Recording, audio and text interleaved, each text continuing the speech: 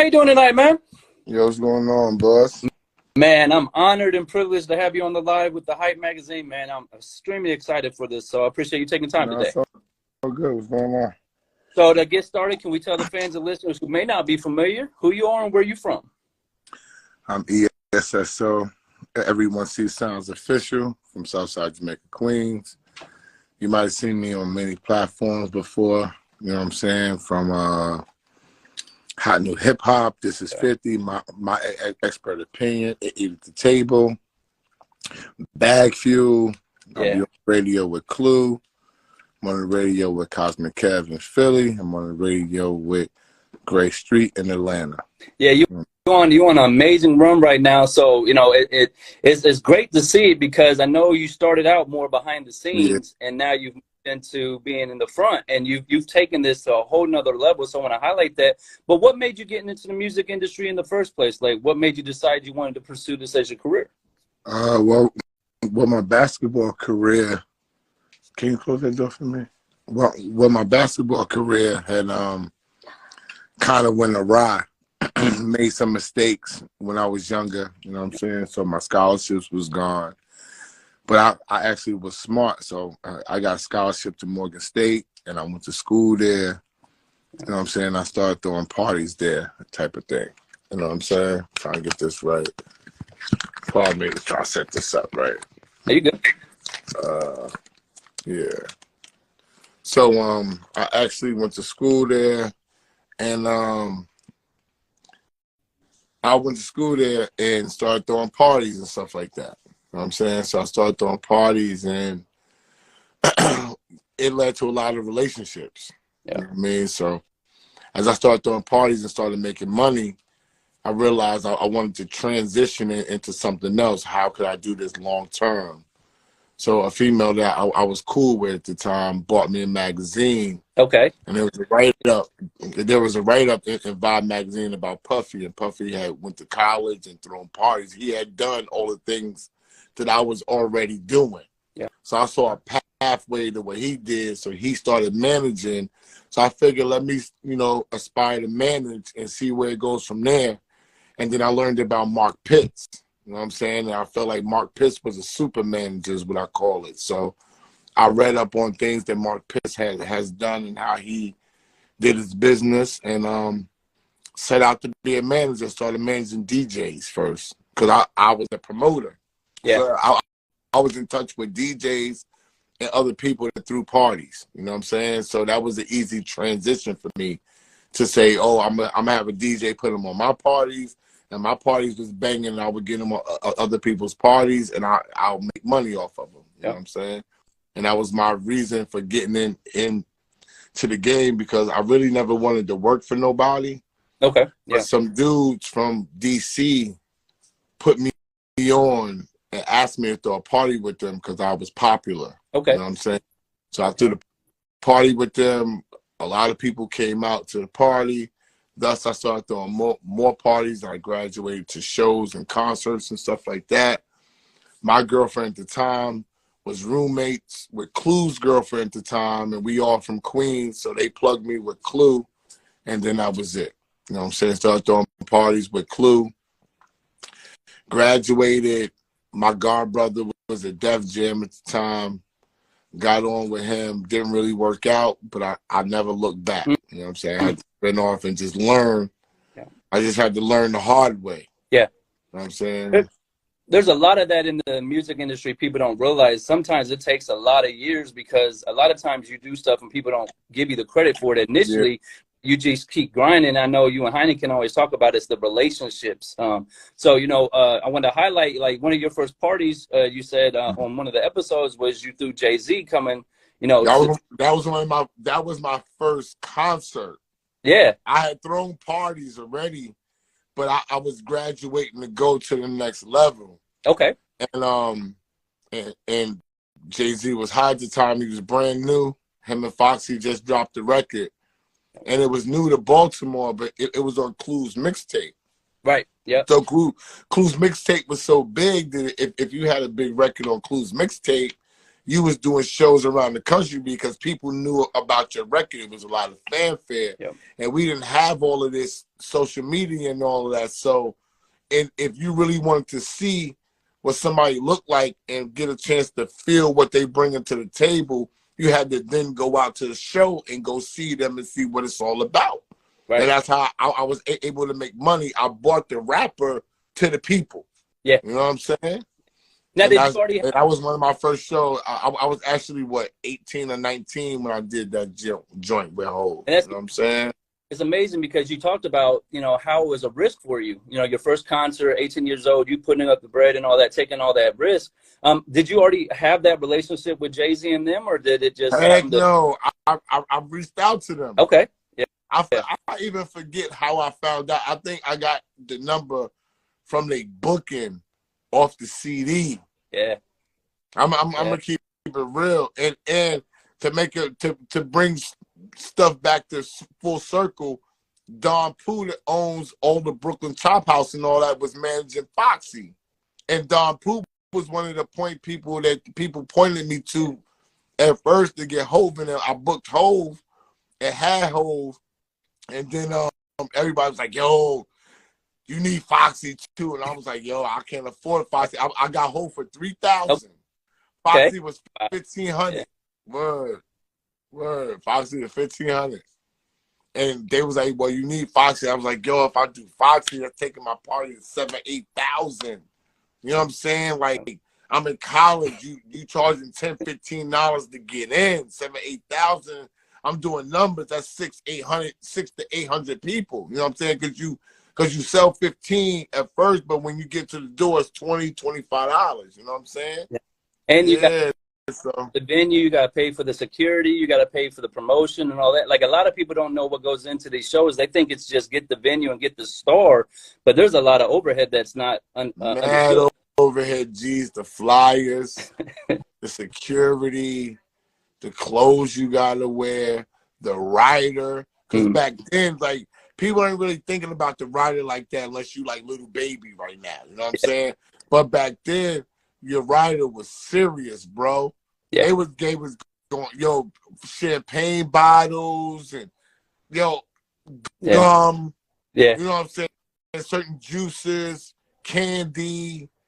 And it was a lot. It was in abundance for everybody that was with them. You know what I'm saying? Not just sometimes they asked for food. The whole camp, yeah. They asked for meals.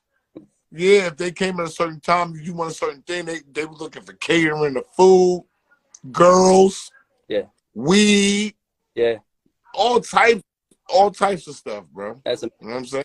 And then you said you worked with a lot of DJs coming up. What were some of the first DJs you connected with, and how did those relationships come about? You know what I mean? Because to me, I work with all the DJs as well, and I feel they're the most important aspect to have. So for you, how did you get those early relationships?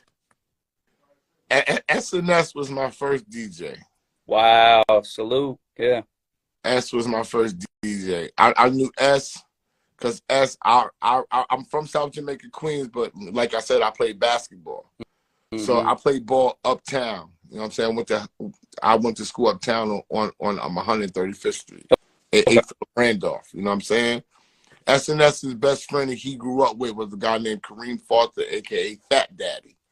Fat Daddy played basketball. Fat Daddy went to school with me. You know what I'm saying? So we used to go to S crib and listen to S spin and smoke weed when S was carrying crates for Kid Capri. Yeah. You know what I'm saying? Like, I know S for a long time, although they had years on me. Me and Fat Daddy was the same age. S guy was about like 1 or 2 years. Like, S is like Clue's age or whatever. You know what I'm saying? Okay. But that was my first DJ. Was S. S was good to me. And I also had a DJ named Chaos that I came up with. Chaos went to school with me, and he wound up going to college with me too. And I wound up that was the first DJ I wound up managing was Chaos. You know? Okay, that's the. Now, when you decided to start managing DJs, like, you're coming from college, you're very business oriented. Did you see very quickly how some of the industry misses out on the business aspect of it? Because that's one thing I love about what you guys do with Bag Fuel is you're breaking down the real behind the scenes business. So do you think that's something you picked up on pretty quickly? I always was business, I never was talent. So it wasn't nothing for me to have to pick up on. Yeah. You know what I'm saying? I just became talent 3 years ago. I was always business. You know what I'm saying? So I researched how to be a better manager. I wanted to have the love for music.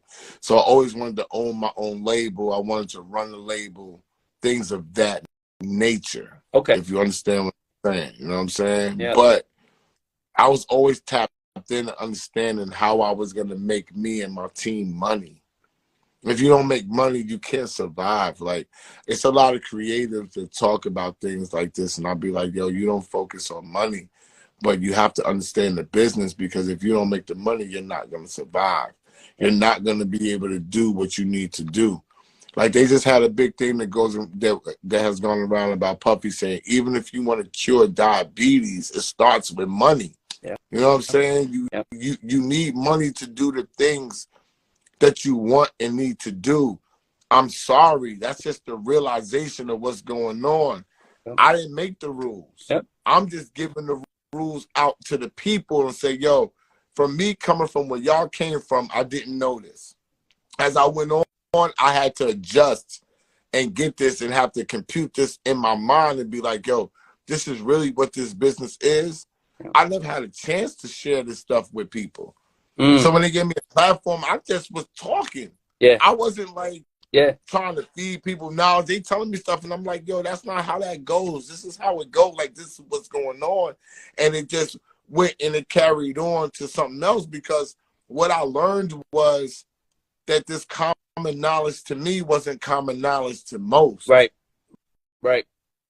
But what mind boggles me is that when I'm telling people the knowledge, they biting back at me like, oh, he's a hater. He don't got money. I be like, yeah, I got plenty of money, bro. Be easy. Yeah. This ain't about money. Yeah. I'm not hating. I'm sharing knowledge. I'm telling you what it is. I know it sounds crazy. Yeah. And I know it's disheartening to a lot of creatives and people who look at this TV and be like, yo, this is what it is. This is what I want it to be. It's not. Yeah. I'm sorry. Yeah. You know what I'm saying? No, I can agree to that. I was talking to a few people about, like, if you're in the music industry, you actually have compare it to like Wizard of Oz. Everybody wants to meet the Wizard of Oz, and they think it's all this glitz and glamour. But when you're actually in the game, you know what goes on behind the scenes. You know that it's a lot of more business aspects to it. So it loses that glitz and glamour once you know. But you've done an amazing job of breaking it down the right way. You know, because there's so many people out here faking the information or saying they think they know what's going to happen. But you've done it. You've done it on every level. As we said, throwing your first concert with Jay-Z, managing Rockwater. Like, the list just goes on and on. So when you're given this game, it's very valuable. And, you know, I know a lot of people are really receptive of it, because you're doing the right thing by helping people and, you know, giving them that information. Yeah, I mean, I've managed a lot of people: Rock Wilder, Maya, songwriters, Big Draws, songwriters, Reigns, K-Mac, who has Coil Ray right now. I managed him, the Soul Diggers. You know what I'm saying? Like, I be with people. You know what I'm saying? So I just chose to be behind the scenes because that was safe. It's safe. Yep. Before social media, that was the best thing to do, was to be a manager and be behind the scenes and make your money. You didn't want to be what I'm doing right now. Yeah, you didn't. I got 20 years of experience of being behind the scenes, so I manage myself. I know what has to be done. If I didn't know prior, I would be in trouble right now, if you understand what I'm saying. Because I know what it's about. I know what they're looking for. You know what I'm saying? I know what people want to buy. People be shocked at the endorsements that I get, at the people that pay me, because I understand the game. So if somebody pays me for just like this, like if somebody comes and says, like, I'm doing influencer work for this brand here, it's called Ziggly's, right? Oh, that dope. Right? It's 18 karat gold, VVS diamonds, but it's hair jewelry, right? This shit $3,000 right here, right? Why would they choose me to do it? Not because I got 1 million followers. I got 86,000 followers, right? I got a big presence on YouTube, big presence on TikTok. I get more reposts. My presence is in places that I'm not. Right. I'm not even on those platforms, but people post me and repost me, right? She chose me because I understand the business of promoting. Yeah. You got me? Yeah. So because she's going to have me on here, she knows that when I'm coming on with you, I'm going to mention it. Yeah. I'm going to put it in my stories. I'm going to professionally put it on my timeline. Every day, I'm going to promote your product because I'm a manager and I know what that means to have people call you to have your talent fulfill what they said that they was going to do. Yeah. Yeah. So somebody might have 300,000 followers and have a bigger name than me, but they're not going to promote it like me. Yeah. They don't have people that'll move for them and follow them like me. Yeah. That's important to understand that about business. You know what I'm saying? Because that's how you can outwork my consistency. I tell people, yeah, people going to do it. There's a lot of people going to do it, but I'm always going to keep doing it. Yeah. If I because it's what keep you do. doing Yeah. it, how you going to beat me? Yeah. And I remember when I first got familiar with you, I went to your page. You already were meeting with Drake. You're already meeting with Diddy. Like you're already doing all the stuff that people are getting in podcasting world for hopes to do. You already do it. Like they're your friends, your best friends, DJ Clue. Like so, you can't be impressed by all this stuff. But you do outwork. You and Heineken and Ghost outwork everybody. Like if you go to Bagfield, you're dropping episodes consistently, the 8-bar clips. Like when you guys decided to make the shift of bringing you from behind the scenes to in front of the camera, was that a hard transition for you, or was it kind of seamless because of how personable you are? It was. Heineken made it easy. You know what I'm saying? Like Heineken has played a bigger part in what I got going on than people even understand, because he plays the back. You know what I'm saying? Like he's the reason why I'm in this. He had this vision. Yeah. Like yo, you can take over the world. Like nobody's doing what you're doing. And coming from a dude that stuttered and people wanted me to act and rap, he's the only person that made me comfortable. I said, yo, I stutter sometimes. He'd be like, yo, nobody cares about that. At least I don't care about that, bro. He's like, yo, the way that you talking to me, I don't even notice that you're doing. It's not even nothing crazy. He was like, yo, I got your back. And once he did that, he would lead me in certain ways, and then my experience would take over. Boom. I know what to do from here. Yeah. You know what I'm saying? But he helped make the transition. He still helps to make the transition seamless. There are things that I don't research. I'm what they call natural. Okay. He picks up the pieces for me, bro.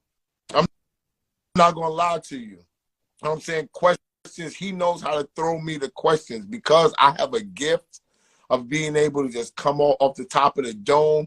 He knows how to navigate that for me.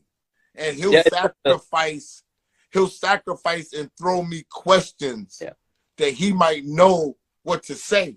Yeah. But he knows that I might come in a totally different way and it'll make good conversation. So he'll throw that ball to me and let me bounce the ball and lay it up. You know what I'm saying? I'm gonna say it's definitely the perfect basketball analogy, the point guard to the shooting guard. Like he could answer the question, but he knows that he wants you to get the shine because you can tell there's a genuine love for each other. Like, how did you guys meet in the first place, and what made you guys start rocking as hard as you? Because there's a lot of but you guys seem a real genuine love for each other. Yeah, we argue. We like brothers. We argue on camera.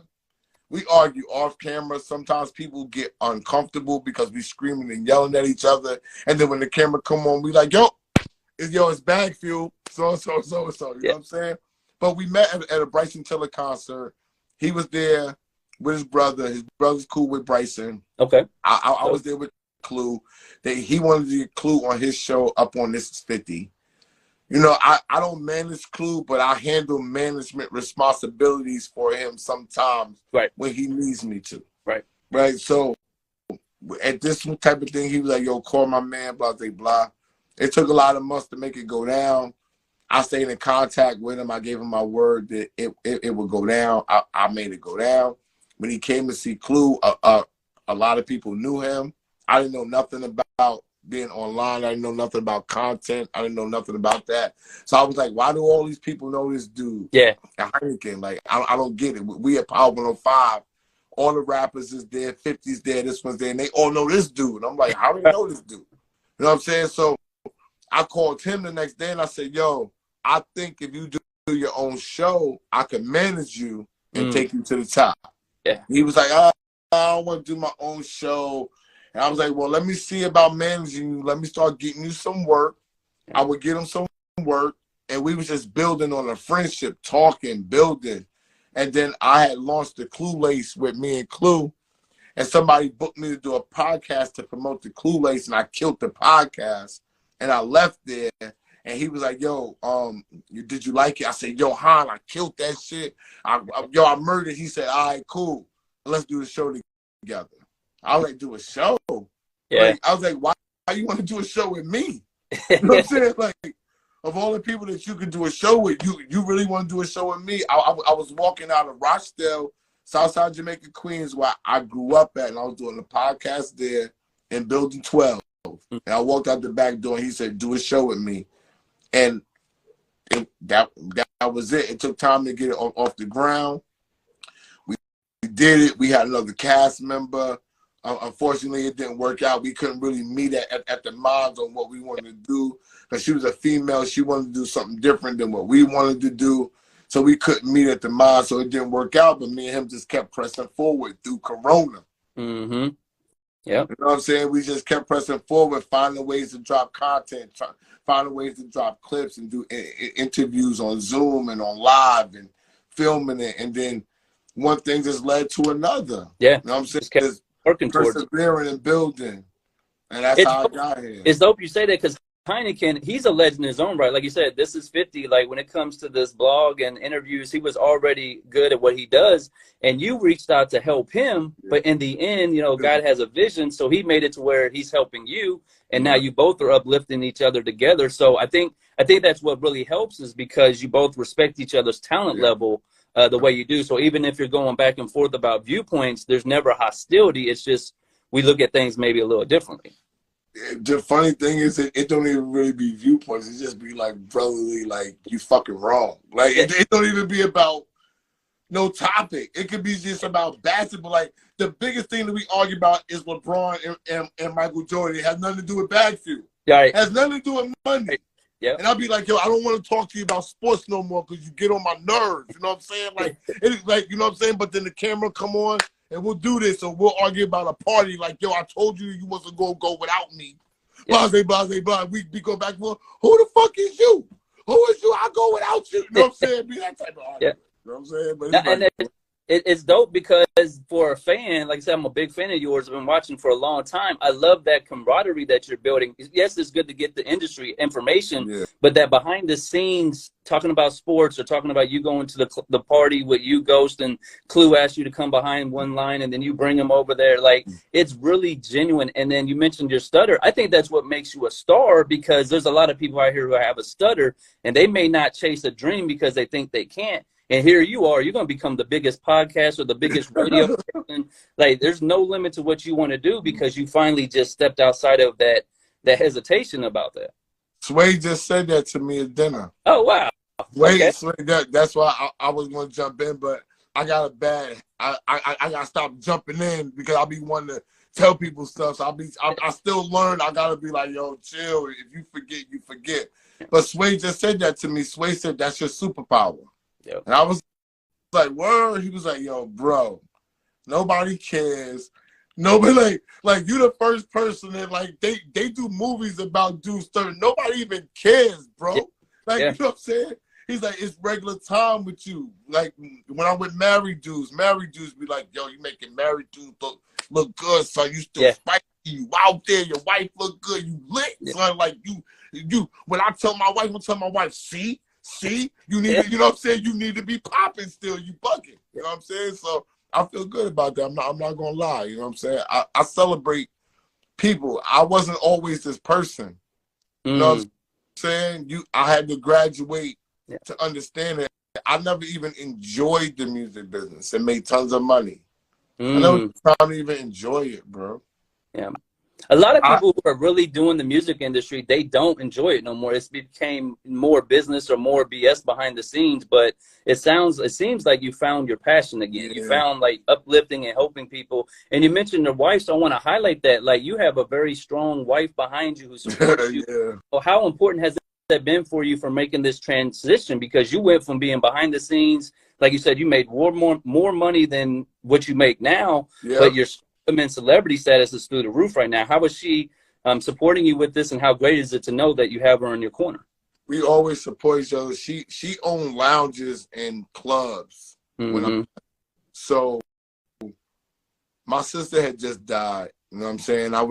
I wasn't really working too much, so I went back to DJing, and she gave me a job to DJ inside the club and paid me $450 a night. Wow. I was a brand new DJ, had me in there 4 nights out the week. Yeah. You know what I'm saying? And then and we was dealing with each other, simultaneously learning each other, trusting. So when you have somebody that understands the pitfalls of working for yourself, it's different. Yeah. So I was going through pitfalls, she had the money. She going through pitfalls, I got the money. Yeah. Vice versa. So when it came to podcasting, my thing was like, y'all, I'm making good money now. I'm like, yo, this podcasting shit. I'm like, yo, this shit ain't making no money like that. You know what I mean? Yeah. Like, I was like, I ain't gonna do it. And she was like, why? She's like, but you like doing it. You know what I'm saying? I was like, because I got to stick to making this money. We living a good life. And she was like, well, I'm making more money than I've been making because you supported me so I could get to this point. Yeah. So why don't you just go on? She was like, she like, I think you earned the right to do something that you really want to do. Yeah. So if you really want to do it, you're gonna find a way to make money. I believe in you. She was like, I'll hold if the money gets fucked up, I'll hold all the bills down until you figure it out. Yeah. And that's when I just thought, I said, yo, word. I was like, all right, I'm gonna press forward. Yeah. And although she said that, I would call Han and be like, yo, that's just giving me incentive. I gotta figure out how to make money from this because I really want to do this forever. Yeah. Now, when she said you could do that, you're going to get into the podcast world. People don't know how much time and effort and work goes into being a podcaster, especially a successful podcaster like you that's traveling around the world, basically. How did you deal with that that change? Like, you knew you were going to be talking, but did you anticipate how much work was going to go into it? And then how have you and Hein reacted to the amount of work you're putting into it? It's nowhere near the work that I was doing when I was a manager. Ah, okay. So it's light work for you. It's like, yo, bro, these dudes be thinking they working. That's why I can outwork a lot of people. Yep. Because when I'm putting things together, my wife would be like, yo, this motherfucker did 100 things before noon. Yeah. Because I'm managing myself. I'm in Pittsburgh now, filming with my family, but I got a whole other thing going on in New York, but I call in advance for Heineken and Ghost on Point. Put Clue on Point. Clue, they gonna come through, boom, boom, boom, boom, because I've been a manager. Yeah. Yep. So it's easier for me to be able to move and shake. If I wasn't a former manager, I couldn't move and shake. Like I go to Jamaica, I'm still making money. Yeah. You know what I'm saying? I'm going to California. I'm here in Pittsburgh. As soon as I land in Pittsburgh, yo, son, let me send you the money. Let me send you the money. Like, who you know got people saying, yo, bro, send me your money. Look, I need to send you the money right now. I'm fortunate. But that's because I got the ability to do my job and help other people do their job too. Yeah, you know, you're helping other people win. And I seen on the Bagfield, you kind of joke about you being the manager of Bagfield and how can you be this part of the talent and they the don't value who the manager? And I know Heineken's watching. Heineken, y'all don't value me being y'all manager. I know you're the best manager. He's on here. He's on the line. John J. Breadwinner was good, my dude. I just saw somebody. Yeah. Now he's on the line. No, he's watching. The other thing that you guys are doing really well is you're taking the podcast and going like a artist to these radio stations. Shout out to Greg Street, Cosmic Kev, like legends in their own right. Whose idea was it to travel and hit these radio stations to promote the podcast? Because no other podcast, well, there's a couple, but none of them are doing it to the way you're doing it right now. Yeah, it's not. It wasn't really about promoting the podcast. Like I put the word out that I wanted to be on radio. Yeah, you know what I'm saying. And then as the radio people reached out to me, not to bring me on radio just because they like my work from being on Math Show, from being on 8 at the Table, from being on Bag Fuel, from launching the 8 bar clips, and people appreciated the transition that I made from one show to the other. You know what I'm saying? There are veterans in the game that paid attention to how I really didn't want to get into bad mouthing anybody. I just took my stuff in stride, try to explain to people it's not my show. I can't handle, like, it's nothing that I can do. I answered what I had to. And I and moved on. And a lot of people respected that were big wigs within the game. So when I handled my business that way, it's a lot of people that reached out to me. Greg Street was one of my biggest supporters. Told me I'm a star, I'm a phenomenon. DJ Cosmic Kev, one of my biggest supporters, told me I'm a star, I'm a phenomenon. Sway, these are legendary dudes. I'm a star. Sway told me I got a lot of similarities to Tupac. Sway was one of Tupac's best friends. He said, yo, the way you speak, people gonna love you and people gonna hate you the same way Pac do. The same way they did with Pac. He said, you got a lot of similarities. Your voice, your passion, your love for black people, stuff like that. You know what I'm saying? So I take those people and include as my best friend. These are all legendary people. I'm surrounded by legends that's telling me what's up. And I got to do like Heineken and Space Ghost that's in my corner. So I'm like, yo, like everybody said I'm so great and all that. Yeah, I think I'm dope. I'm not going to lie. I'm confident, right? But what makes me dope is I got dope people around me. Facts. You know what I'm saying? Like, it's not only will you outwork the competition, but if you pick up your phone, you can call the people above everybody else working. So it's kind of, I don't want to say a cheat code, but it's because of your work ethic. It's the years you put into this game. Now those relationships are making a lot of sense. I would love to see you on radio. I think that would be an amazing progression for you in Bag Fuel in general. Like, have you guys thought about creating your own radio stations? You know, right now everything's... Nah, I'm not really into all that way. I'm trying to attack the radio is the way I'm doing it. I'm doing something different than nobody ever did. Like when I talked to Cosmic Kev, nobody's been on New York radio, Philly radio, and Atlanta radio at the same time. Me and Heineken are on Philly radio when we go see Cosmic Kev. Cosmic Kev understands our chemistry. I'm saying, so he allows us to be on at the same time.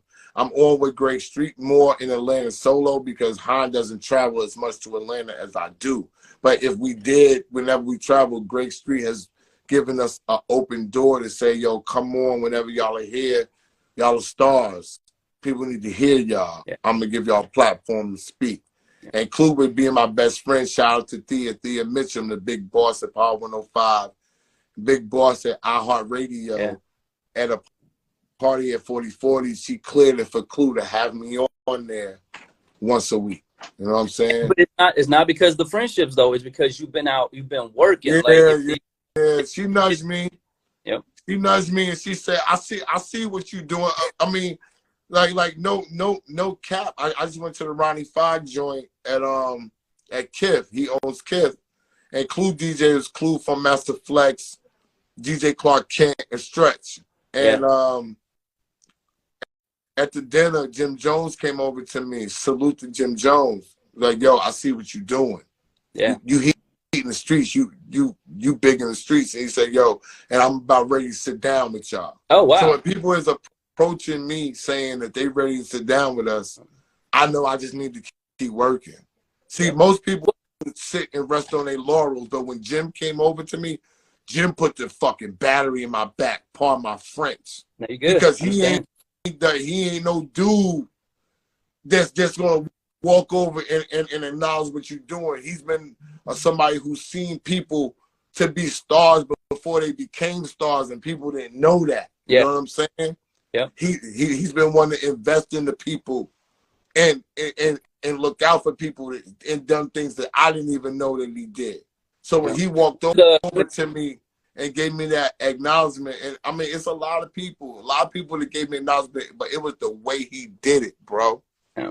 Well, one of the first clips I seen that went viral for you was you were talking about Jim Jones and how if you want to be a rapper, you might not be a rapper to be the photographer first. And then you gave him so many flowers talking about how he started out as just the homie and said, nah, I'm not going to do that. I'm going to be not only the boss behind all this up, but now I'm creating my own lane. Yeah. So how dope is it now that all the people you've been a part of for all these years are now coming to you as the star? Like all these years you've known them personally, had these relationships, but now it's kind of reversed a little bit to where Esso is the star and they're coming to see you because, you know, the light is on you. I'm still used to get people calling me a star or whatever it is, because I feel like stars, like, if I could be frank, I'm not gonna cap. I feel like if I was a star, we should have 5,000 people up here right now. That's how I feel. Yeah. You know what I'm saying? I know how the gram goes and the algorithm, and they want people to pay for things and all of that type of stuff. But I feel like when you a star, you overstand all of that type of thing. Yeah. So I'm just looking at myself as somebody that's growing in popularity. You know what I'm saying? Like I'm seizing my growing popularity and bringing other things to the table, and I'm hoping that people recognize what I'm doing. Yeah. You know what I'm saying? All I could do, like I tell people, I said, all I do, I put my heart into everything that I do. Yeah. That's all that I know. Whether it's going to be good or bad, people say I'm fearless. You know what I'm saying? Like I can't even explain to you how it makes me feel good that people even want to have me on their show. People be mad because certain things come down, but like, nah, you got to pay me for that. Like people be in my DMs want me to guide their whole career. Yeah. You know what I'm saying? Yep. Like, bro, like, get a consultation, $750. It'll change your life. It'll be the best $750 that you spend. If you call me, you say, I really don't have it, I only got $500, I'll do it for $500 to change your life. But you can't think I'm gonna give you this information and send you along your way, and I'm just supposed to get nothing from all these 20 years of work that I've done. It's like Dame Dash telling people, like, yo, I'll be on your podcast, but you gotta give me $500.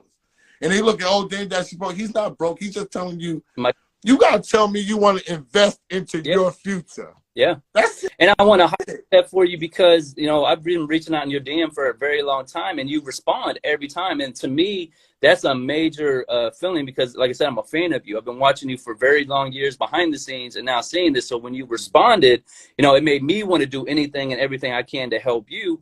And one of the first things I was able to do was connect you with Court. Yeah. But come to find out, you and Court knew each other. So I didn't do anything but just give a connection. And I'm sure there's a lot of more that's going on where people have been fans or supporters of you trying to reach out to you. Like, how do you respond to that when people are genuinely trying to support you and they're coming with opportunities or stuff like that? Is that something? I communicate with the people in my DM. Yeah. Right. I put out a big clip that says, why should I talk to people in my DM for free? Yeah. And people are bringing big. You sending me and hooking me up with a valuable relationship, that's not free. Yeah. I'm getting something from that. Yeah. You know what I'm saying? Like, you just can't think that you're a stranger to me and you're going to call me, you're going to juice me for information. Like, I don't even understand what their psychology is. And people like, I've talked to bigger people than you, and they talk back. They're not giving you life-changing information, though. It's not about life-changing. Yes, it is. Yeah. And that's what I'm giving. Yeah. I'm giving you information that homeboy's not even gonna tell you, bro. He doesn't even think you worthy to tell you nothing, bro. And he might not know the real information. He may not know it. He may look good and make it seem like he knows it, but you know, like I said, we can go through the catalog of the songs you've been a part of. It's amazing. So it's like, you know, firsthand. And if you go to a conference, they're charging left and right just to sit in a seat. You're talking about put me on your podcast and let's break down the whole game.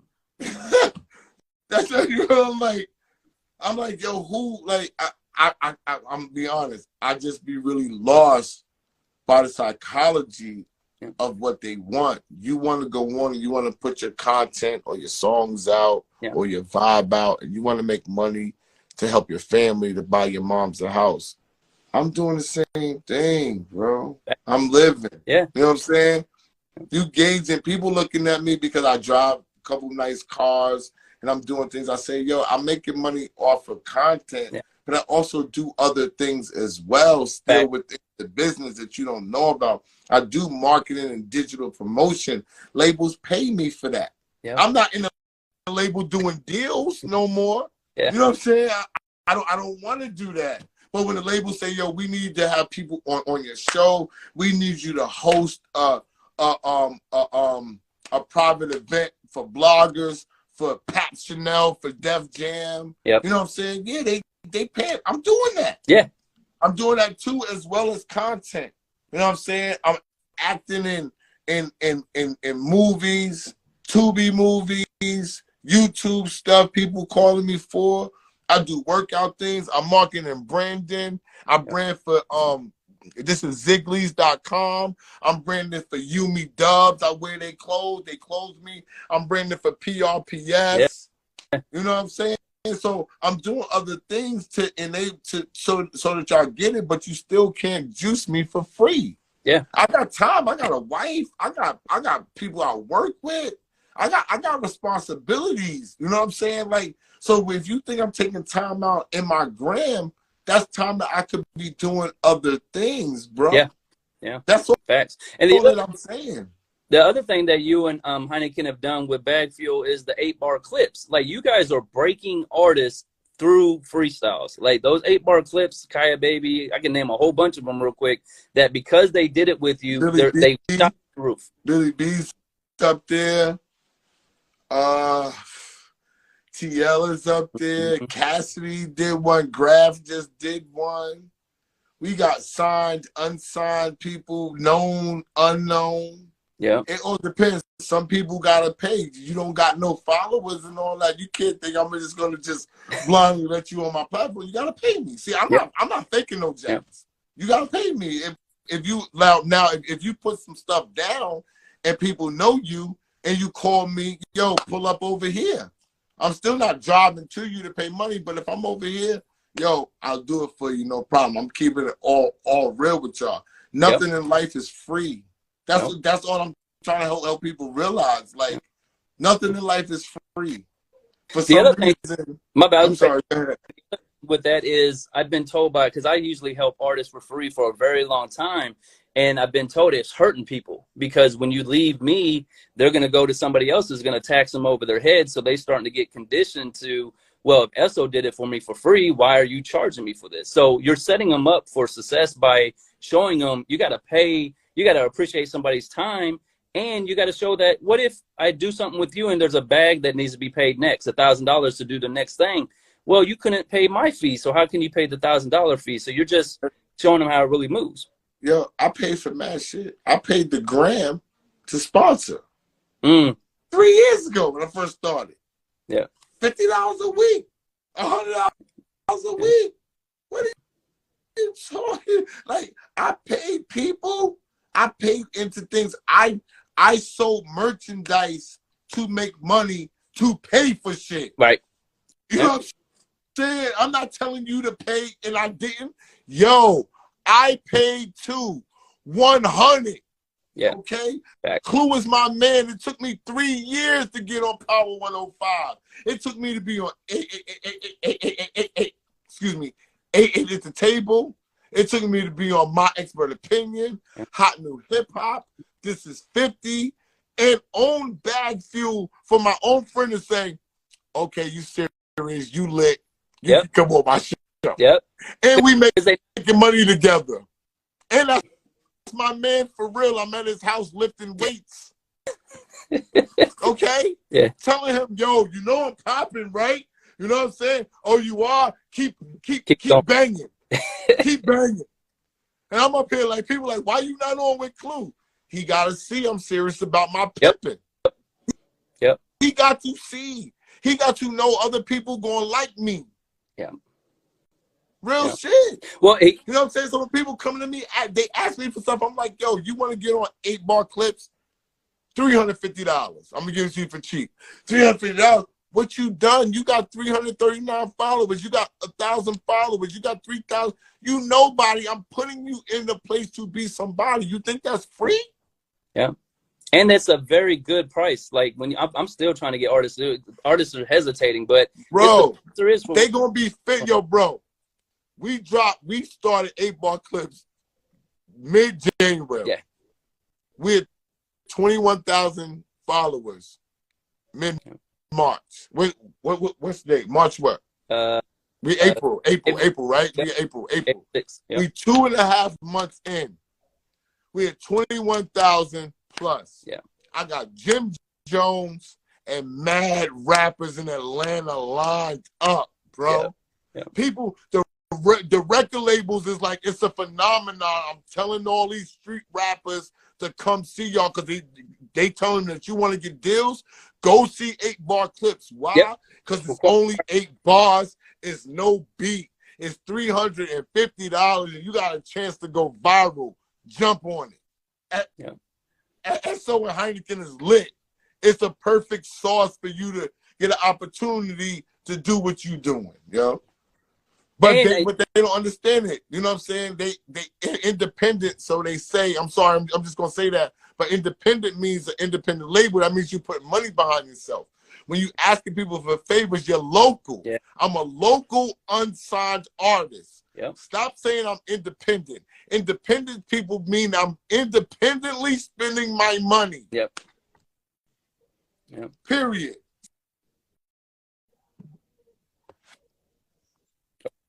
I'm local and I'm unsigned. Just say that. And we good. There's no shame in that. But at least I know where you're coming from.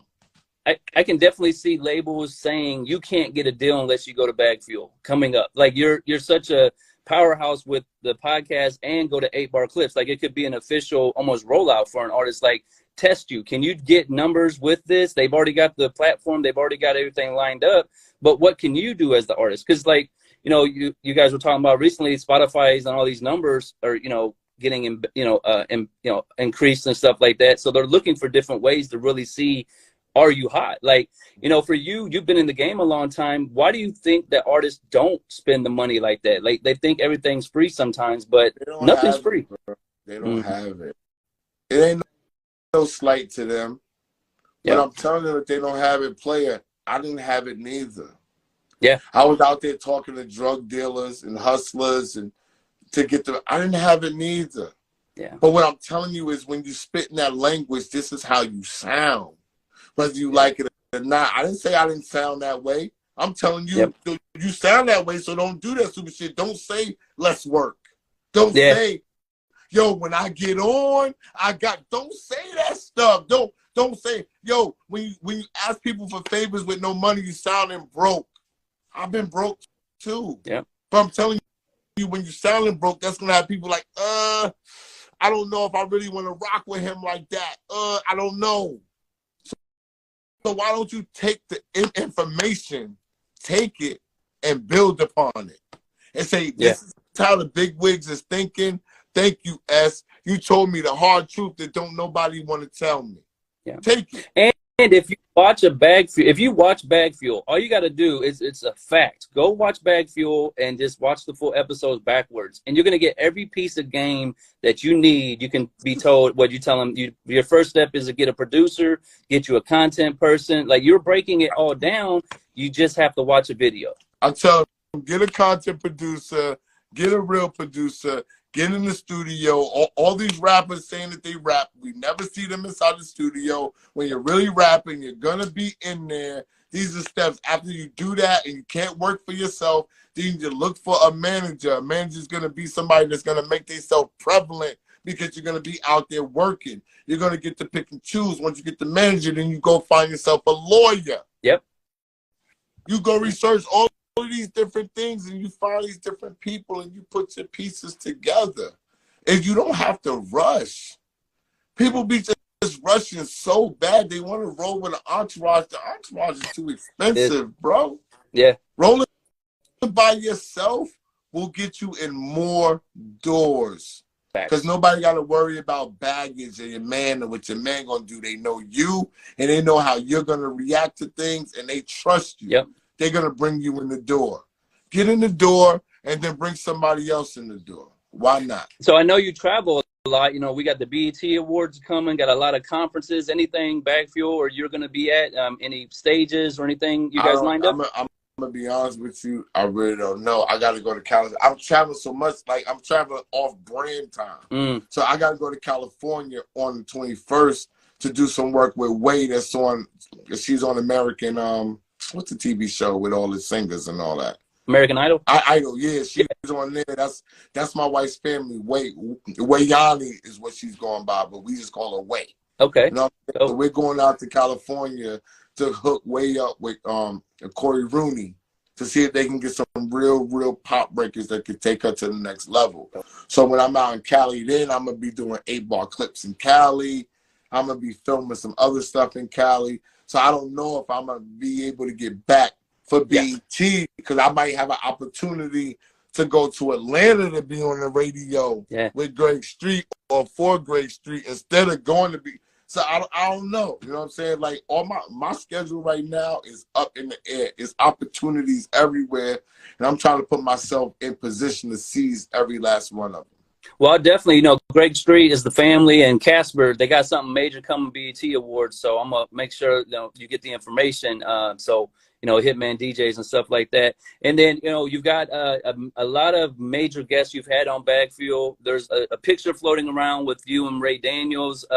You know, I'm a huge fan of both of you. So any dates on when? Yeah, me and Ray Daniels gonna break the internet is what he says. We gonna break the internet. Yeah. You know what I'm saying? Like we met each other at South by Southwest. I don't know Ray. One of my closest friends, Nigel Sparks, knows Ray.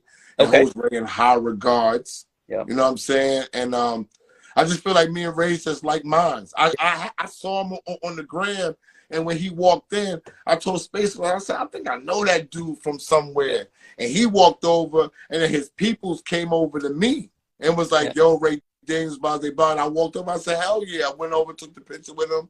And I was like, I posted the picture and sent it to Ray because I promote being with each other in this podcasting.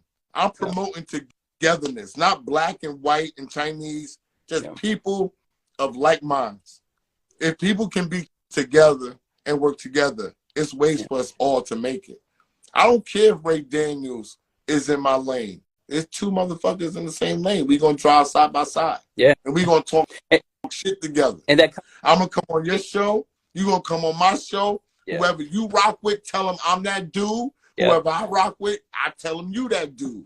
Me and Ray Daniels met one time in Texas. And I hold him in high regards. I follow him. We definitely going to break the net. We were supposed to break the net, which he calls it, last week. Oh, two weeks ago. But I couldn't get to Atlanta. I had to cancel my trip. You know what I'm saying? Yeah. But we was going to break the net then. But I'm going to see him soon. And I'm going to be on his show. That's dope. We going to burn down. And I'll just see where it go. I'm planting seeds everywhere. Like, if people call me with the right thing and they got the right thing behind them, I'm willing to rock with them. Yeah. Like I always tell people, I just tell people, like, yo, if you ain't got nothing going on and I got stuff going on, send me a couple dollars, God. You know what I'm saying? Hey, this is a business, God. You know what I'm saying? Like, but the flip, we got to transfer something. Everybody got to get something from the relationship. I'm gonna say flip side of that though is you don't want money all the time though, because you know there's been a few times we sound like, nah, I don't want it. You know, if you earn it, if I earn it, I'll take it from you. But you know, and that's really dope. And then I've turned down money definitely. I'd be like, I'm not that guy. You know what I'm saying? Like, you don't gotta pay. See, I don't tell people about that. People don't know I've turned down money, bro. You know what I'm saying? I'll be like, I can't take your money. I'm not that guy. I don't think I'm ready yet. Yeah, and I've done that many times. You know what I'm saying? And then I know you're busy, so I'll go and we'll end it up real quick. But I want to shout out you because you know you had Ron Browns on Bagfuel, and then you go out to this, you know, the video shoot with him and Vado. So it shows that you're not only having people come to your show to be guests, but you're building real relationships, and you guys are pulling up to support them. They're supporting you. Like, you know, how's it feel to get to see these things? Know they came to your platform first, and then these real relationships are being formed to where, if he goes and gets a major deal, you're going to be, you know, the lane for it. Like, you're kind of creating a new network, basically. I'm gonna be honest, I don't even think about that. I just put in the people who give me a good vibe. Ron Browns didn't know me. His man Claudie B, shout out to CB Harlem, 3333 135 in Broadway. You know what I'm saying? Shout out to Claudie B. Claudie B made the connection. And since Claudie B made the connection, Ron Brown's been nothing but a cool stand-up guy. I just go with vibes. Yep. Some people come and work with us. I catch a vibe and I try to work with them, talk to them. Sometimes they don't rock with me like that. You know what I'm saying? Sometimes they move on or whatever. And then sometimes there's some people that just take to you. You know what I'm saying? And I just flow. I just go with the flow. Like, I'm a people person. Yeah. I'm just not gonna spread myself out there. I'm not that in your face, ha ha ha ha. No. I'm you know what I'm saying? I'm more on camera. I am that person. But the person that you get on camera is who I am off camera. Right. It's no. That person that you see on camera is not the person you're gonna see in the club, unless I'm with my people. Yeah. You feel what I'm saying? Like, you getting that boisterousness because me, Heineken, and Space Ghost, and they're getting on my nerves. Like, this is what people don't even understand. Yeah. They they mess with me. Like, they get great joy out of getting on my nerves. Yeah, same. You know what I'm saying? That's gonna make you be like, yo, what the hell? Like, exactly. I just go off and they be like, that's gonna go. You know what I'm saying? Yeah. And I'll be like, that's gonna go. Then people see us and they be like, how do y'all fight like that? And y'all really friends? Like, if you're not my friend, we can't fight like that. Yeah, there's no. Because you're gonna take it personal. Things that Ghost has said to me, things I've said to Ghost. Yeah. Heineken, me, by Heineken says shit. I'll be like, damn, I thought you was on my side. Like, I thought you was my man. You know what I'm saying? But I know that you can have your opinion on television or YouTube, whatever people want to call it. We don't gotta agree. Yeah. We don't have to agree, bro. You know what I'm saying? I do respect them undyingly. They like I'm the money dude in the family. Yeah. So when I'm calling them, like I just hit them yesterday. I said, yo, I just sent y'all some gas money. Instead of Ghost saying, okay, he's like, for what now? Why are you sending me money again? What's it for? I said, Ghost, who asked why somebody sending them money?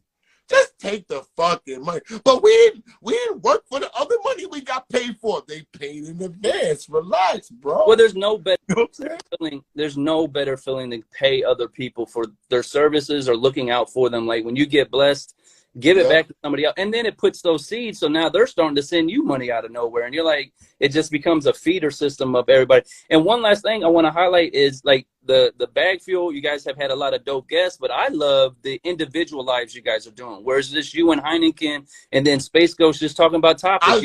Those are my favorite. They argue with me. Those are my favorite. I said, because when we have on guests, we tend to be asking them questions and we're not talking about giving game. Yeah. You know what I'm saying? And it's supposed to be a conversation, but they want to get on and they want to talk about what they got going on. And I want to talk about, yo, did you see the UFO land in Alaska? Right. Yo, is that going to fuck up our digital currency or what? You know what I'm saying? That's what I want to talk about. But they want to talk about, like, you know what I'm saying, the record. And I'll be fighting with them. I'll be like, yo, we should just do mass shit of ourselves. Just let people come to us. Because when we was on Math's show, I'm going to keep it real, the shows, people don't realize the shows that got us cooking was just us. Yeah. Me and Heineken was the guest. Yep. You were the highlight. Yep. That's the ones that was getting us cooking. That's what made people want to come on the show and argue with us all. Not just me. Yeah. They wanted to argue with us all because they got a full flavor of who we were as people. I'm not afraid. See, this is what I want people to know before this cuts off or whatever. Don't be afraid to be you and have somebody just say, I don't like you, or you're not the star. You're never going to find out if you're the star if you don't try. Yep. You know what I'm saying? So when you always having all of these guests, Jim Jones is a star, but ain't nobody paying attention to you when Jim Jones is there. They paying attention to Jim Jones. To see Jones, yeah. They came to see Jones. He got the jewelry on. He got the records. He's out right now. He's working out. You know what I'm saying? He's on Versus. Yeah. They coming to see this dude. He's on Revolt doing the weather, whatever the hell he's doing. So they like, oh, they got Jones. Let's go see Jones. Yeah. But now they're coming to see you guys. They coming to see Bag Fuel. And if you have Cassidy, oh my God, that's really dope. Like, I'm checking out Bag Fuel, the 8 bars. I'm already subscribed. And then you bring Cassidy. I'm like, oh, that's the GOAT. So I'm excited because I know you've got a lot of friends that are lyricists and, you know, known for killing the bars. So when you start you haven't even started calling your friends yet. Like, most of the people on the live are friends. So calling nobody. Yo, listen. Yeah. I'll be with them. I asked Grab. Grab was supposed to set it off. Okay. And Grab didn't set it off. So I said, you know what? I ain't going to call my friends. I'm just going to wait till people want to do it. Yeah. I'm going to put the word out. I had Def Jam. You know, I got a contract on Def Jam. So I said, let me get Connie Diamond, y'all. And I asked them, I said, can y'all get Connie Diamond to do the 8-bar clip? And they got Connie to do the 8-bar clip. And that's how we set it off. And then we had OT The Real come on. That's my man. He did it. Then we had Billy B. Yeah, Girl Billy. Code, and then Kaya Baby. And then from that point on then, people started noticing. Because people at the record label, which if y'all watching, everybody's looking for a way to promote themselves at the lowest cost effective as possible. And time is a big deal. When you go into a lot of shows, you got to do different cuts. You got to do different things. When you come to 8-bar clips, 5 minutes. Oh, wow. Dope. Mic them. Yeah. Do your 8-bar. See you later. What's it going up? Tomorrow. You know what I'm saying? Immediately. Okay. That's what you get. And so at the record label, and I'm telling people who's trying to pay me, who want to do it at the record label, they're calling it a phenomenon. I'm not capping. Yeah.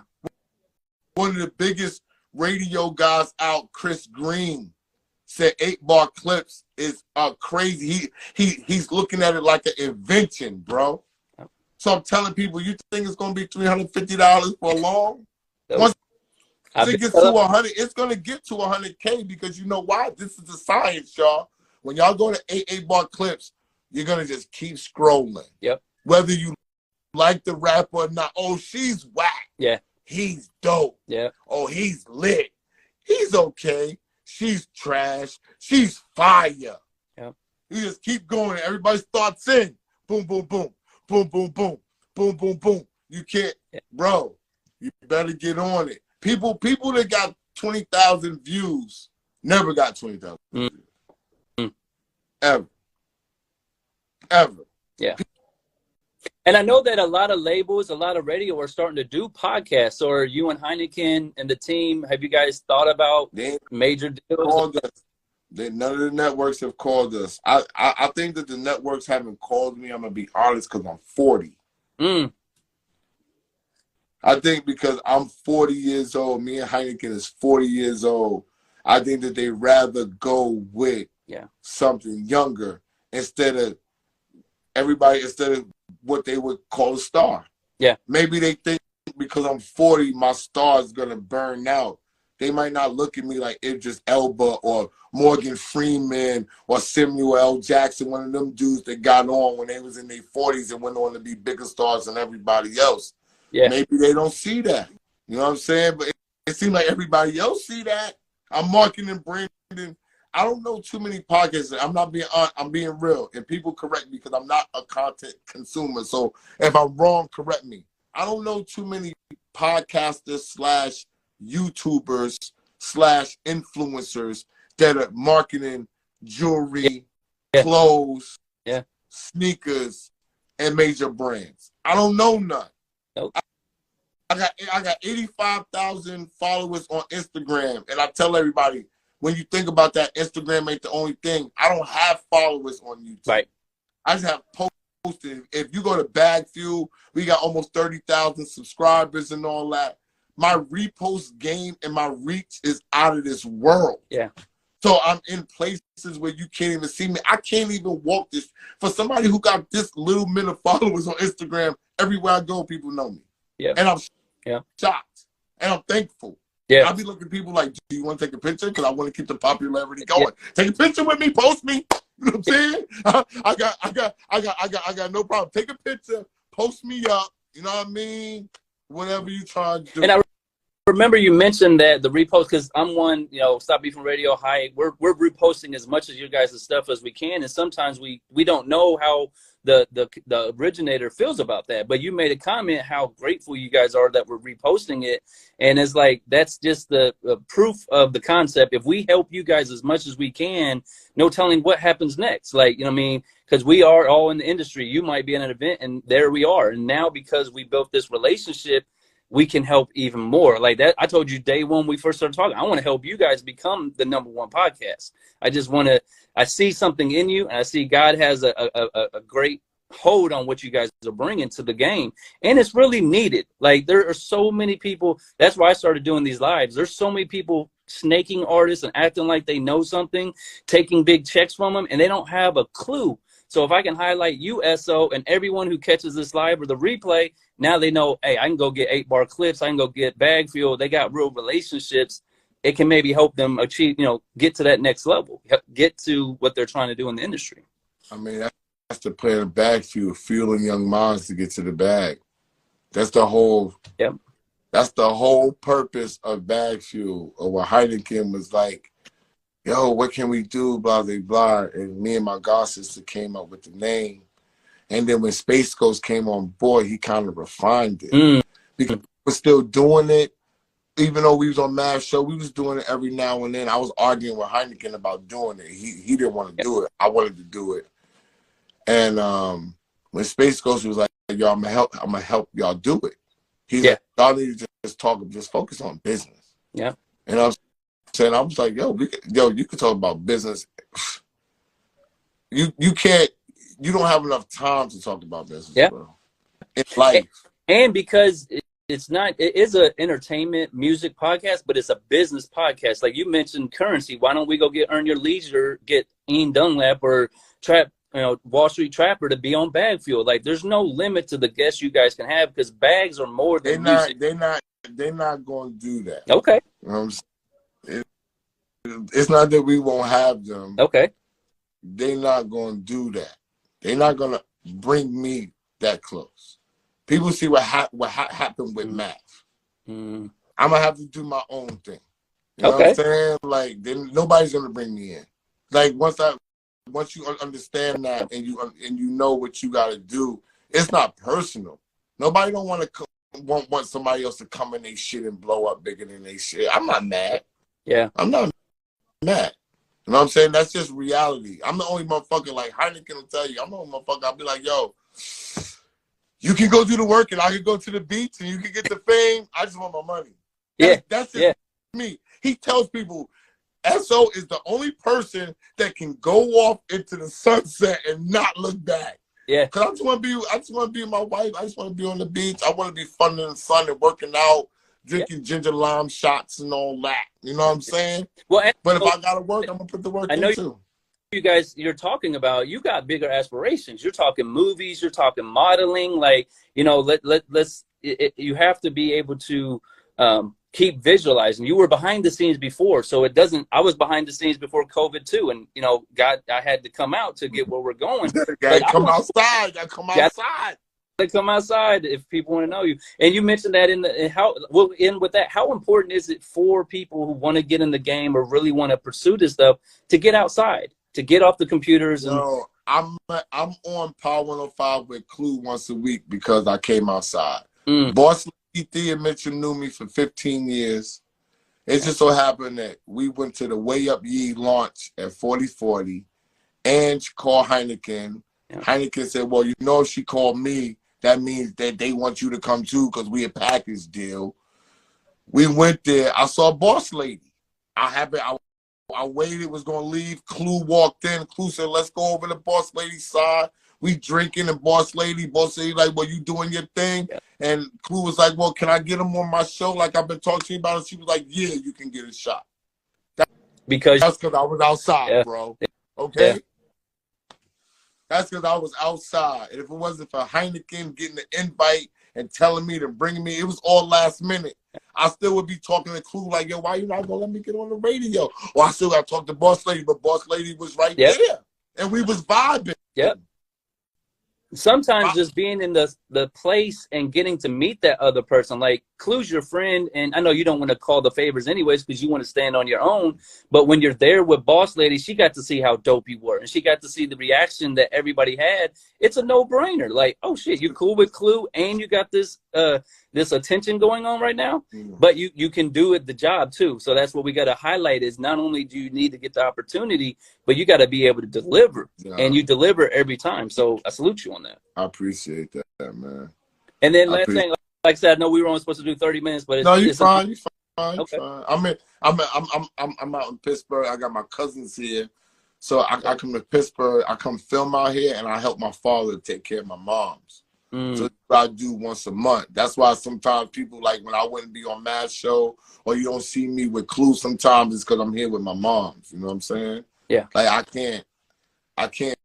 Like family my first. Father and my mother need me. You know what I'm saying? So like that supersedes all this other good stuff. And that's why I be telling people like I've been in the game for a long time, and I was traveling and I didn't really understand it was the time that you spend with the people that's the value. But I always work to be able to pay bills. So I'm paying people bills. I'm paying people bills. Yeah, that's cool.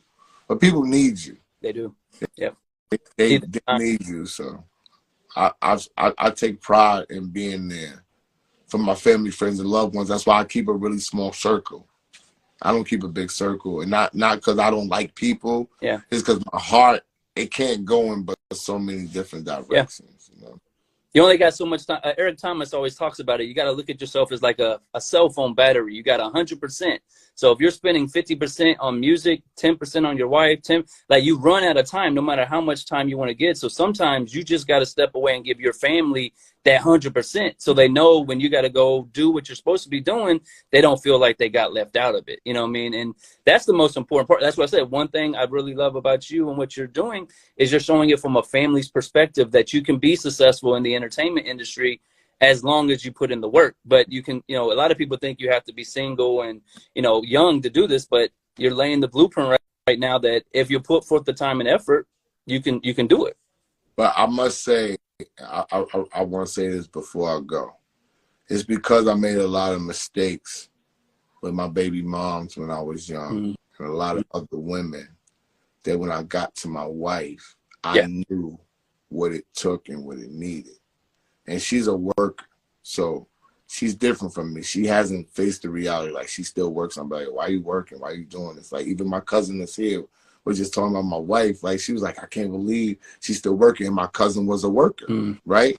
Now they all coming to my side. And I'll be like, yo, it's no point to do all this work if you're not going to enjoy life. Yeah.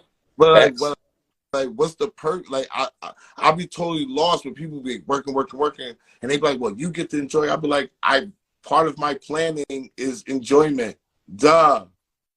You're not planning. Are you planning for the enjoyment? And they be like, no. Me and my wife, we go to dinner every Friday at 5:30. She's my fucking thought every Friday, guaranteed. Yep. If I don't do nothing for the whole week, if I'm busy, if I'm traveling, when 5:30 come and we sitting there, Nobu or Lore or some shit like that.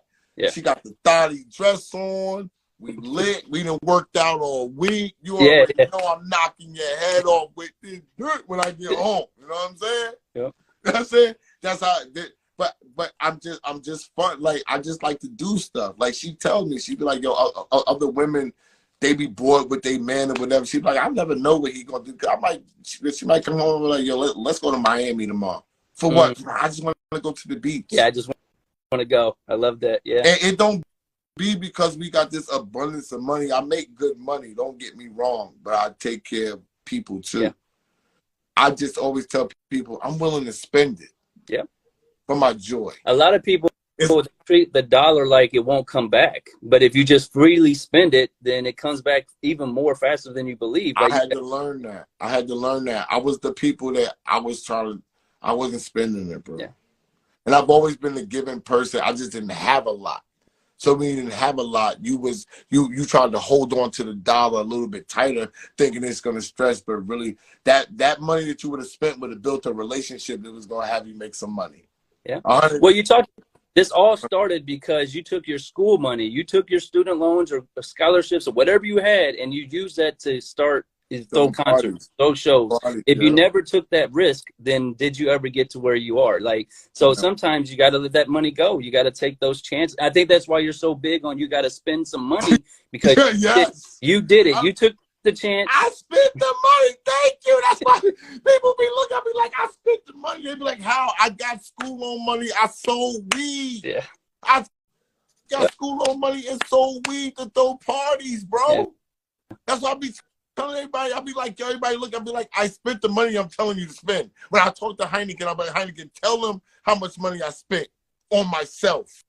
Yeah. So if you're thinking I'm a phenomenon, right? Like everybody say, oh, he's a phenomenon. This phenomenon spent money, okay? And I'm admitting it. Yeah. I'm not acting like somebody just saw me one day. Oh, Kim Kardashian reposted me and put me in the stories and now I'm lit. No, player. I sponsored.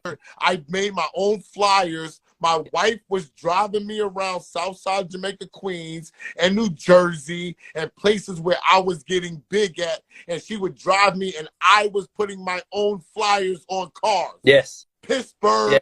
Yeah. Everywhere. In the heat, in the cold. See, I'll be like, yo, don't worry about it. Just if you drive next to me, I'm gonna slide these, I'm gonna put these on windshields. Yeah. Swear to God, 3 years ago. Okay. So not a long time ago in the beginning. This is talking about 42. I was 39. Yeah. I was 39. Yeah. That's amazing. And just think about it this way, because you did that, like we haven't even got to the biggest highlight recently, you were able to patch up a long-standing, I don't want to say beef, but Clue and Funk Flex. Like, because of the headline said I passed it up. Mm-hmm. I only had a part in it. Okay. I didn't pack anything up. I'm gonna tell it like it is. But everybody still says it was because of me. But I wouldn't agree. They was having problems. I did something for Flex. If people remember, Flex called out Math to give him a song or whatever. Yep. There was a discrepancy in how it was being related. So out of nowhere, Funk Flex called me. Wow. I didn't even understand why he called me. He followed me and he called me. Oh. He said, if anybody can get this done, you can get this done. Can you communicate this with Math? I communicated it with Math or whatever. Everything worked out. Everything went fine. After we did that with Math, he said something about Clue on air in that process. I called Flex. He didn't pick up the phone. I said, damn, Flex played me. It's who I felt. You know what I'm saying? Yeah. I bumped into him at a party. And I said, damn. I said, yo. And he's like, yo, S, he really didn't know. There's a lot of people that really don't know how close to me and Clue is. Yeah. Yeah. Because people feel like if he was really that close, Clue would have been posting him, doing this, doing that. They don't know how me and him go. Yeah. And he'd be like, he didn't DJ, he didn't did this. I'll wait till he's ready. When he's ready, I got him. Yeah. I got relationships. I don't need him. He's my ace in the hole. You know what I'm saying? Yeah. Boom. So I bump into Flex. I said, Flex, how could you shout on my man? Like, you know, like I helped you out with the Math situation, and Clue is my man. Yeah. Like you made me look bad. He said, yo, S, I really didn't know that was your man. I'm gonna keep it right. I said, Flex, for real. Just in a party. Yeah. No, I'm humble. I can't even believe that this motherfucker is talking to me mano like this. Yeah. You follow what I'm saying? Yeah. He's like, nah, so. And I'm like, yo, bro. He's like, he's like, my bad. I apologize. He said, I'm gonna give you one favor. One thing in the entire world you can cash in with me. Okay. And I said, I just want peace with you and Clue.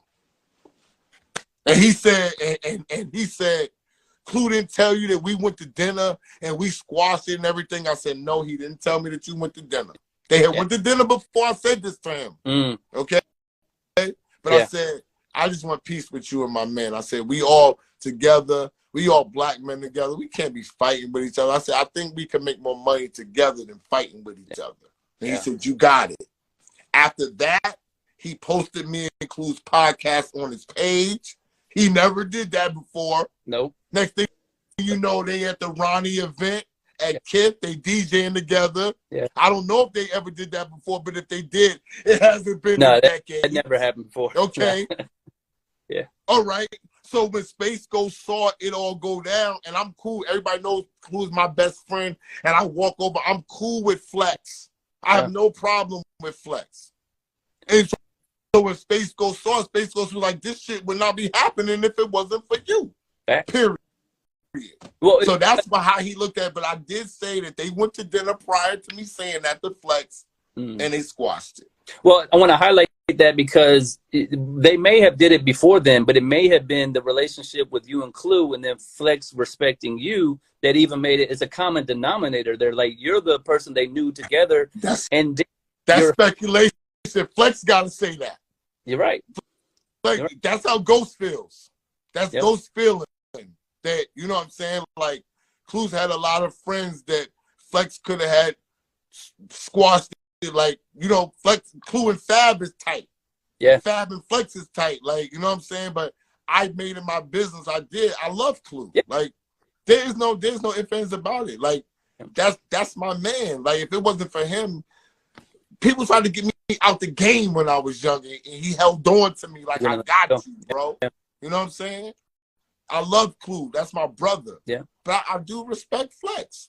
You know what I'm saying? And I do have an admiration for Flex because of how he treats me.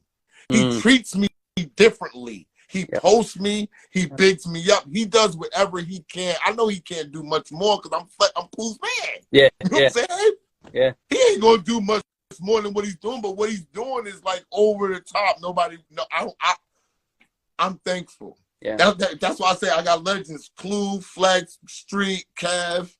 I can't go wrong with people like that guiding me and showing me and telling me what I need to do. And Sway, I got to shout out Sway too. Well, but like you said, you had the chance to tell Funk Flex. You didn't know him that well. You had one opportunity, one wish. You could have asked for anything in the world because this is Funk Flex.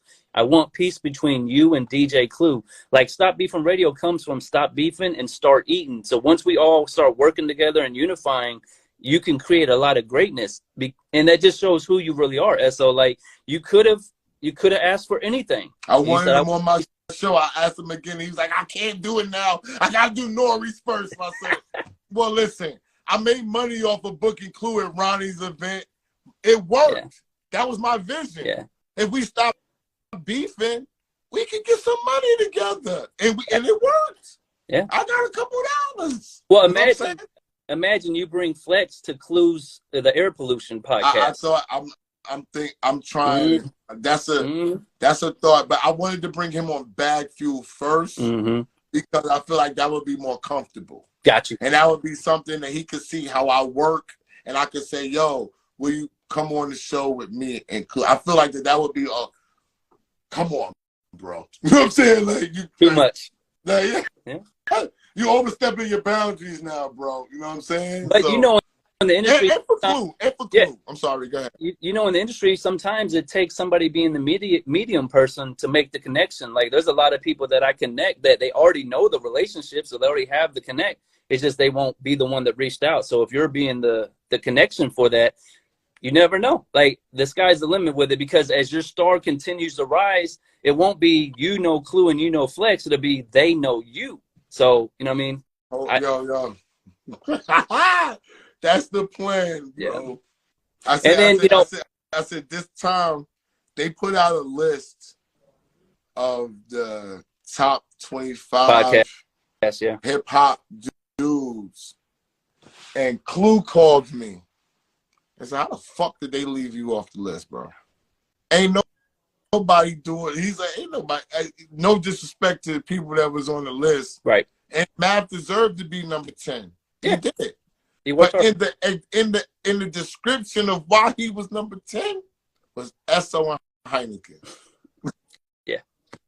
Yeah. Yo, that's what I'm saying. Right in the description, I said, yo, that was the show he got. Yo, he does get his just due. Yep. 800,000 subscribers. He lit. But in the description, you put the kid. Yeah. It was a different episodes. It was a different energy when you and Heineken were there, and then the guests. Like, we're not gonna take anything away, but the truth is the truth. You guys added a lot of value to that, and that's why when you guys left and handled it the way you did, everybody went with you. It's like there was no anger. He got people that went with him because he would have fans, but like I try to explain to everybody, and this is the humblest thing that I can say, and I go back and forth with Heineken about this. If he would have told me that Math Hoffa would have let me be on his show for 9 months, and I was going to get 60,000 followers and worldwide, not nationwide, worldwide recognition, I would say, sign me up. Yeah. I'm thankful. Yeah. Do I wish that it would have went differently just as people? Yeah. Of course. Yeah. I never walked away. People think I walked away. Stop, like, I never walked away, bro. Yeah. I'm not dumb. I'm a businessman. Who would walk away to start all over? Yeah. Like, it makes no sense. You know what I'm saying? But yet and still, I always tell people the writing says Math Hoffa's, my expert opinion. Yeah. It's his show. Yeah. He can do whatever he wants to do with it. I could not like it. The world could not like it, my guy. Yeah. You know what I'm saying? But the fact that remains is he had that platform before I was ever even on it. Yeah. Period. But you had Bag Fuel before you ever went there. I was on Bag Fuel before I was there. Yeah. That's how he saw me, was on Bag Fuel. Right. You know what I'm saying? So that's why I say I wasn't like this my whole life, but I look at things in a positive way. Like people thought that after I was off Math's show, I was done. I'm bigger than I ever been. Yeah. People that don't know be like, "Are you okay?" And I'll be like, "Am I okay?" You don't know what's up.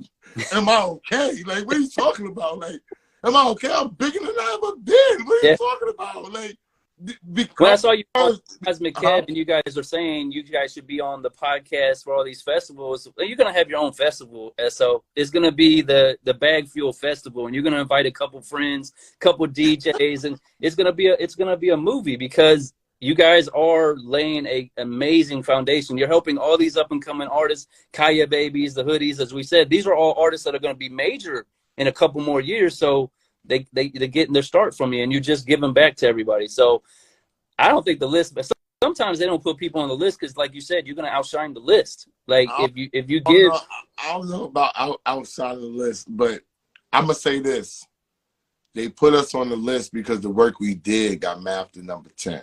Yeah.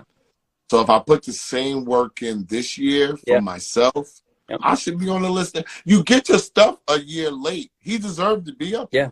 The show was phenomenal in 2022.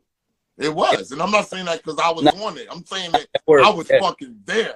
The show was fucking phenomenal. You know what I'm saying? Like, it was an excitement around it that I've never seen. I remember I called Heineken. This is real shit. I'm going to tell you a story. I'm in Pittsburgh last year, summertime. I'm coming to see my mom, and they doing the Method Man joint. They just did the Method Man joint, and I had missed it. I said, yo, how'd it go, Han? He was like, yo, shit was good, but, you know, niggas be wanting to really see you and all that, but it was good. And I said, who's the hottest motherfuckers in New York right now? Like, who will we get on the show? Who's the hottest motherfuckers in New York? Word to mother, this is last year, July or June. He's naming people. He's like, but they not hot. They not hot. I said, it's us, motherfucker. Yeah, it's y'all. We the hottest shit in New York. Maybe even in the industry, motherfucker. Yeah. I said, take the time and look in the mirror and look at yourself. Yeah.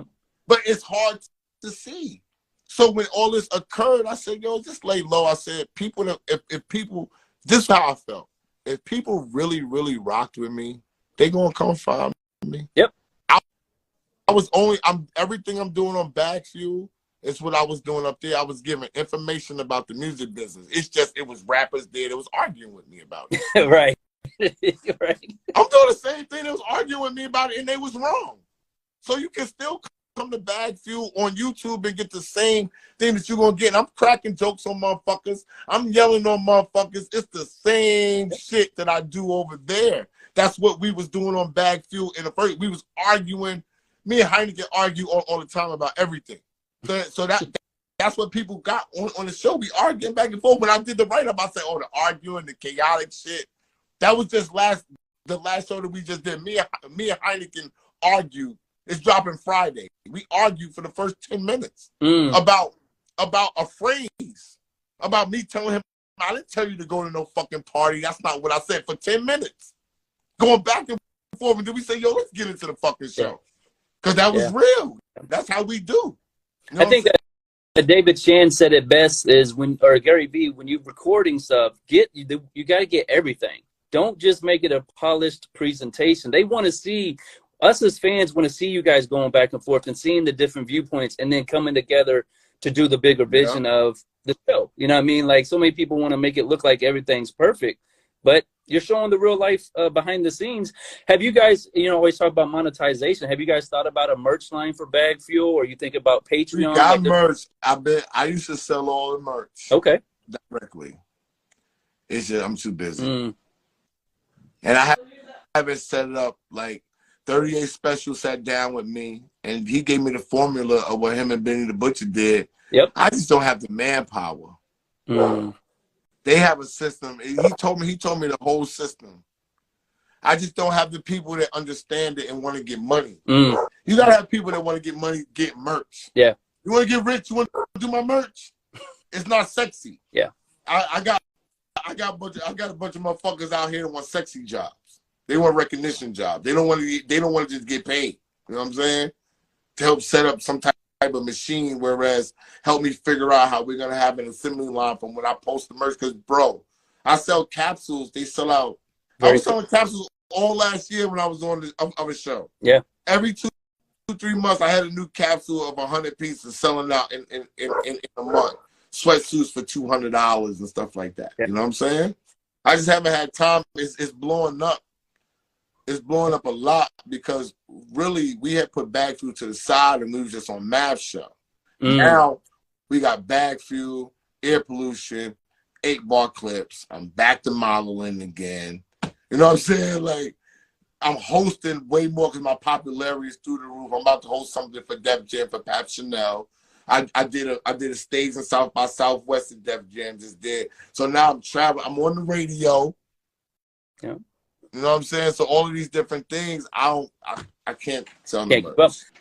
I'm gonna send you a link. It's called Printful. It does all that for you. Just people buy it right off the website. But like I said, man, I really appreciate this conversations. I've been a fan of yours for a very long time. I told everybody with Stop Beefing Radio, I've done 150 lives. This is my favorite, most important one, man. So I'm having a conversation with you, man, for real. Oh, bro, that means a lot to me. Real talk. And then last thing before we get out of here, can you tell the fans and listeners where they can see Bag Fuel? I know you guys drop on different days, clips and all that. Let's break that down. Well, on Bag Fuel, YouTube is just Bag Fuel, BAGFUEL. We drop on Mondays and Fridays, and on Wednesdays is the unsigned interviews when we have. We drop clips all through the week, and that's how we come. And we come with 2 episodes per week. You know what I'm saying? So, and then you're making micro. Are you guys creating your own descriptions, your own captions? You got a social media?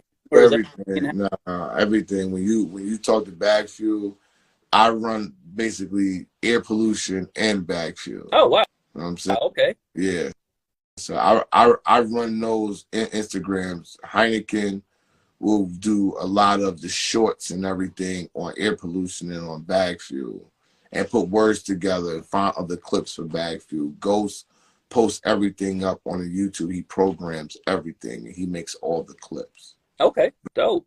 Are you guys using any of these AIs yet? You know, there's a lot of Ghost uses some of the AIs. That's Ghost department. Ghost is more familiar with the AI. He's playing. I'm sorry, the light went off, but he's playing with he's playing with it now.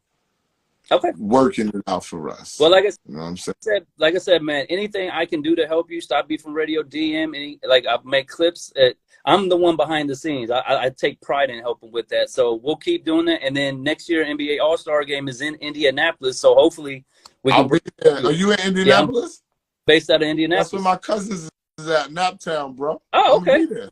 Yeah. I'll be in Naptown. I'll be in that. My closest cousin Pooh is in Naptown.